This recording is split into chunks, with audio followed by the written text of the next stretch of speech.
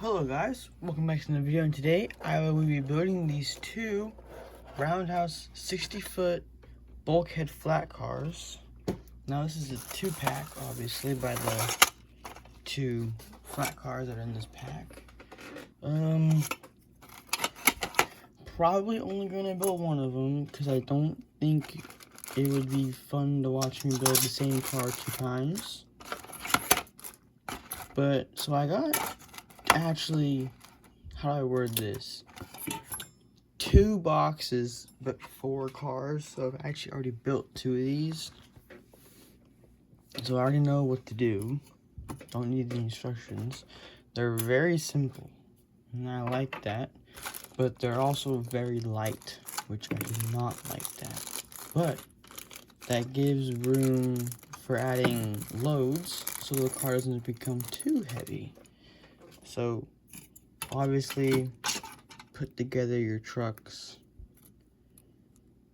Everyone knows how to do this. There we go. They're just the standard old Roundhouse roller bearing trucks.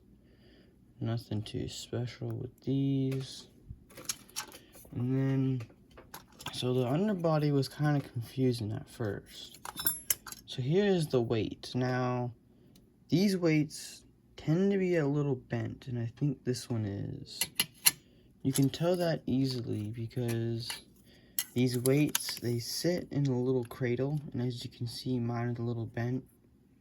It doesn't lay flat, so I gotta bend it. But it doesn't seem to be bent that bad. It's not really that noticeable. The other ones were like really bad. So, and then you just put that there, and then, now that's the weight of the car. Now, it slid out a little bit on this side, so I gotta push it back. There we go. So, let's put the couplers in. I will not be using the horn hooks that come with here. I'm gonna be using these Accumate couplers, because I have a whole bunch of them. And I don't really think they're that bad, so I'm gonna use them just because. Hold on. So, these are kind of a fuss to put in, though. That's one problem.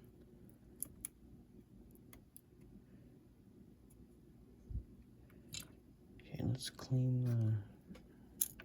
Darn it. Who knows, this whole video might just be me arguing with these darn couplers.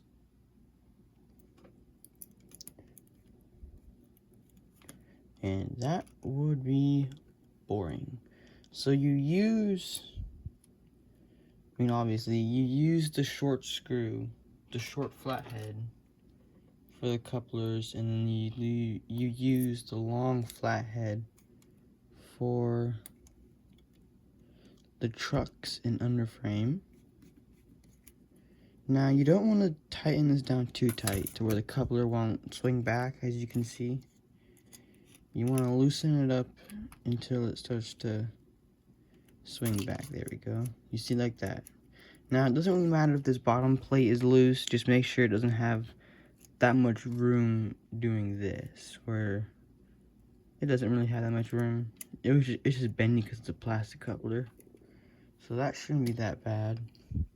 And then we'll do the other side. Hopefully it's not as bad as that side was. Now, I do not have any actual modeling cement because, oops, no steps were broken, so that's good. I ran out, so I have none, so I'm just going to be using regular old white glue, which, not the best in my opinion, but still glue, so whatever. There we go.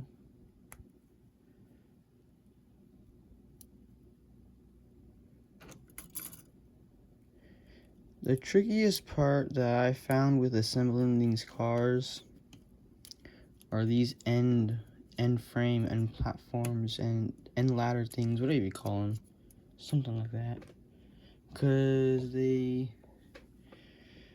don't seem to be like all flat. They seem to be kind of bowed up. I think that might just because of the how old the model is. I'm not too sure. And the brake wheel is this one. Hold on. this is the brake wheel this car used, not this one, because they have two different shafts. And I've already, hold on, because I've already built, yeah, this is the only one that fits, not this one. But I thought that the newer cars used this brake wheel. I'm not too sure. Not the big a video anyways. So you have all these little underbody detail to put on. Now they stick out really far, you see. So what I ended up doing was I ended up just trimming off a part of this pin, maybe like halfway, and it ended up fixing that problem. So hopefully my Elmer's glue isn't too clogged, so it's not going to be that big of an issue. Oh, nope.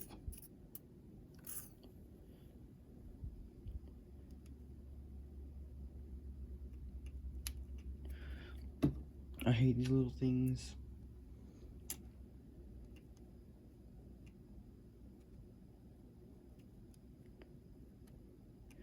Now I got glue all over my hands. That's not fun.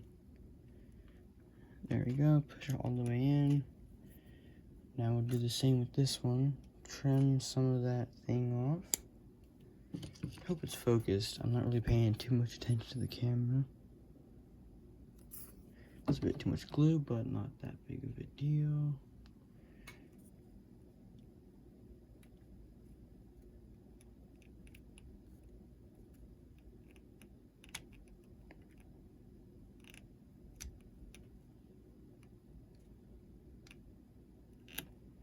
Can't see the pin because of the glue. Come on, there we go. Looks good. And then we have the last piece, which is going to be a pain in the butt because it's kind of small. I'm going to actually put the glue on this piece. There we go. Let's see about this.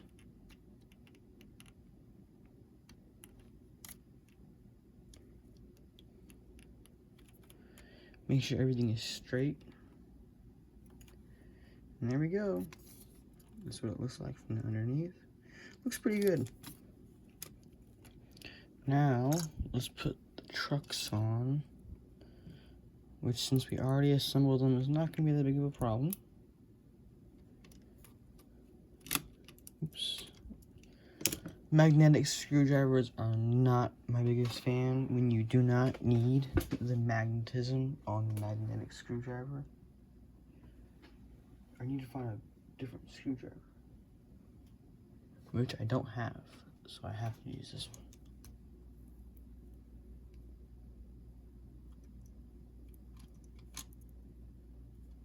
You see, it does come in handy sometimes, but now you don't want to do it too tight, because you see how this has no room of movement at all. Loosen it up so it has some movement over like rough track, and rough track is very common at my layout because I am not the best at laying track down, so I tend to derail like every time I run trains, and it's always in the same spot. So there we go. And like I said, these cars are very, very light. And now we have these end frames to do, which are not fun.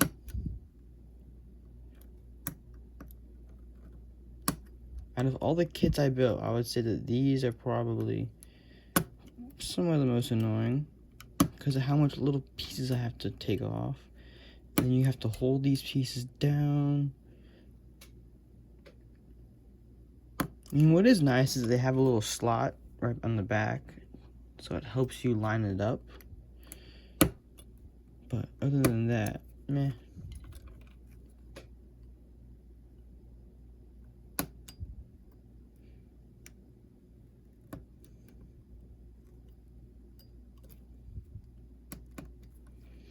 Now I have to deal with all these little pieces.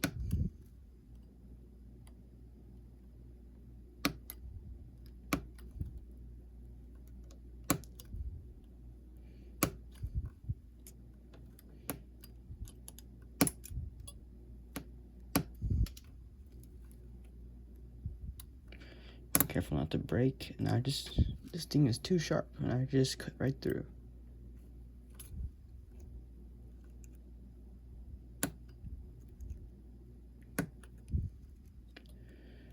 Shouldn't be that big of a problem. And I just cut through this piece, I think.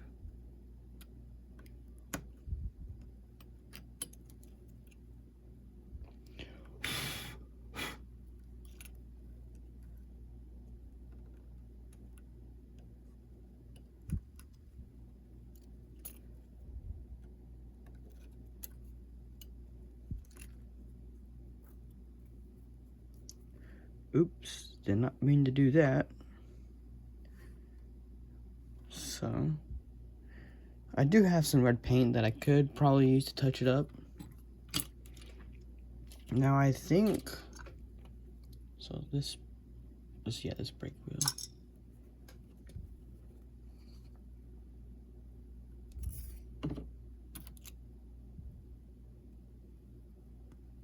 There we go.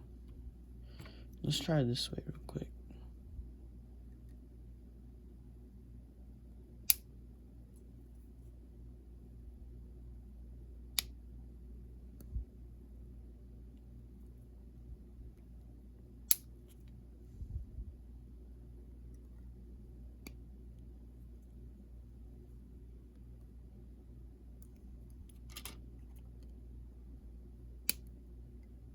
Seems to be working a lot better than the knife.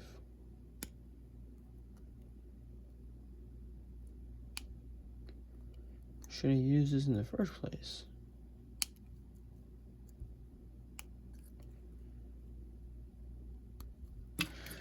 Okay, so to determine which side these go on. So if you look here, there's this little notch, and I assume that's for the brake wheel. See, whereas this side does not have that notch. So I'm not sure, but I'm just gonna roll with it. So, well, it seems like I might need to do some touch up on this one too.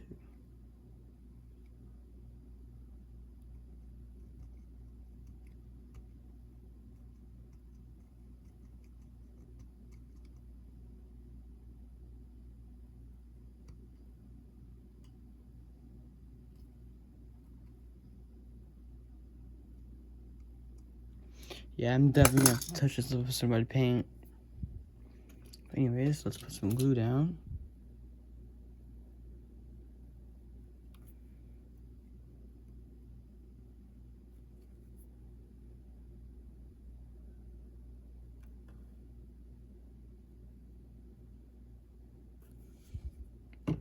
Should be good. And now we just put this piece on. And there we go. Now this one actually looks pretty straight. Oh no, right there. You see, that was the problem I was having with the last one, but it was a lot worse.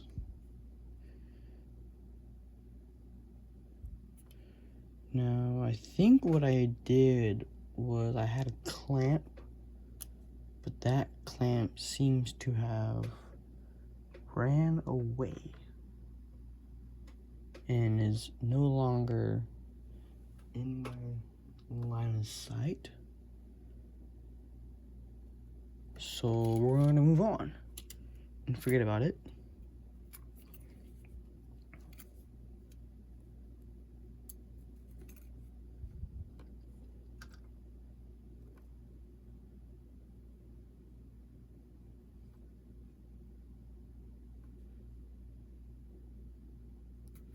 Put a bit too much glue on this piece, but who cares? Because it's white glue. Okay, this should be good. There we go.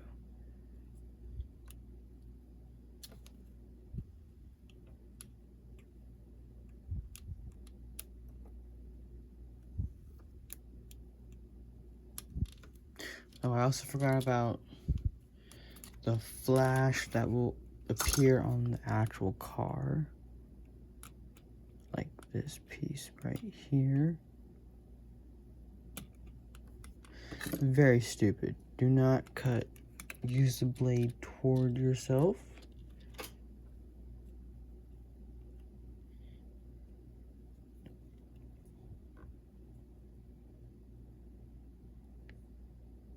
So that hopefully should be done. And that is actually the entire car. As you can see, a very simple kit when you know what you're doing. Now, the good thing with that much glue is that when the glue dries, you can just wipe off the excess. So that's good. But other than that, that is the end of this video.